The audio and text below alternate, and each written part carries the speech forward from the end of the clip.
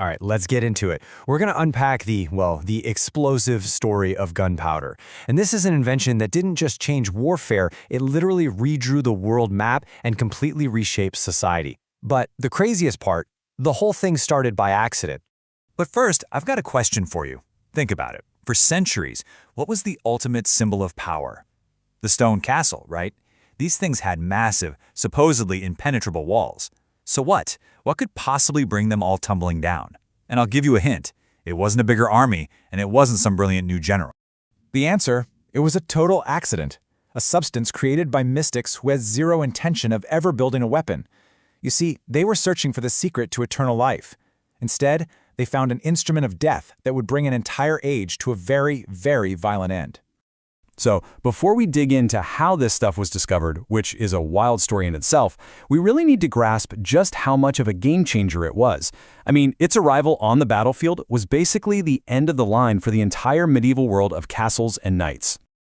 Okay, so picture this. We're not on a battlefield. We're in a quiet workshop, way back in 9th century China, during the Tang Dynasty. And the main characters in our story? They're not soldiers or generals. They're alchemists, and they are absolutely obsessed with one of humanity's oldest dreams, living forever. And the irony here is just incredible. Their whole goal was to create an elixir of life, a mythical potion that would let them conquer death.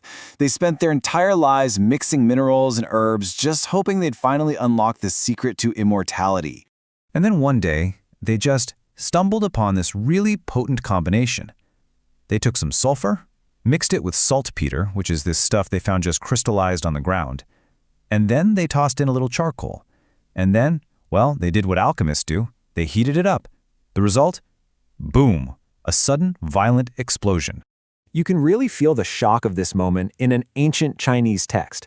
It's basically a warning to other alchemists about this crazy new mixture, and it describes, quote, smoke and flames, so that their hands and faces have been burnt, and even the whole house where they were working burnt down. So yeah, they definitely hadn't found the elixir of life, but what they had found was something unbelievably powerful. So what do you call this stuff? The Chinese called it hui yao, which pretty much translates to fire drug. And for the first few hundred years, how they used it was all over the place. It slowly evolved from something for celebrations into a real instrument of war.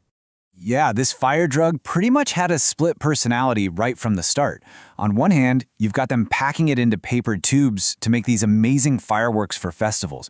But on the other hand, they started strapping it to arrows and stuffing it into containers to create the very first primitive bombs and fire arrows. And all this experimentation eventually led to the first real gunpowder weapon, the fire lance. Just try to imagine this. It's a long bamboo tube, and it's stuffed with gunpowder and little bits of shrapnel. It was basically a handheld flamethrower. Can you imagine facing that? Absolutely terrifying. And it was the direct ancestor of the modern gun. Now, for centuries, gunpowder was China's secret. But come on, a secret this big? It was never going to stay contained forever. It started making its slow journey west, mostly along the famous Silk Road. And its arrival, well, it was about to change everything. So it's invented way back in the 9th century, and the secret starts to leak out. But the real accelerator? The Mongol Empire. I mean, as the Mongols just tore their way across Asia in the 13th century, they picked up gunpowder weapons and spread the technology everywhere they went. And so by the late 1200s, the recipe finally lands in Europe. And this is where the story takes a huge, dramatic turn. Because when gunpowder gets to Europe, they don't just adopt it, they get obsessed with it. They refine it, perfect it, and unleash its full potential in what we now call the gunpowder revolution. You see, while the Chinese were balancing its use between ceremony and conflict, Europeans focused almost exclusively on weaponizing it. They figured out how to make stronger, more stable gunpowder, a process that turned it into little granules. This meant a much more controlled and way more powerful explosion. And that innovation led directly to bigger cannons and the first truly effective handguns. And you just can't overstate how massive this change was. Before gunpowder, power belonged to the nobles and their castles. After gunpowder, it all shifted to kings who could afford armies with cannons. The hero on the battlefield was no longer the armored knight, but the common infantryman with a gun.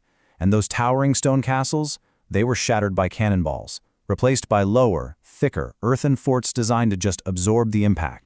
So this wasn't just a military change. It was a complete societal reset. Kings centralized power, creating the first modern nations. The age of chivalry and the armored knight was just over. And armed with this new tech, European nations began to build vast global empires, kicking off the age of exploration. And that brings us right back to the beginning, full circle.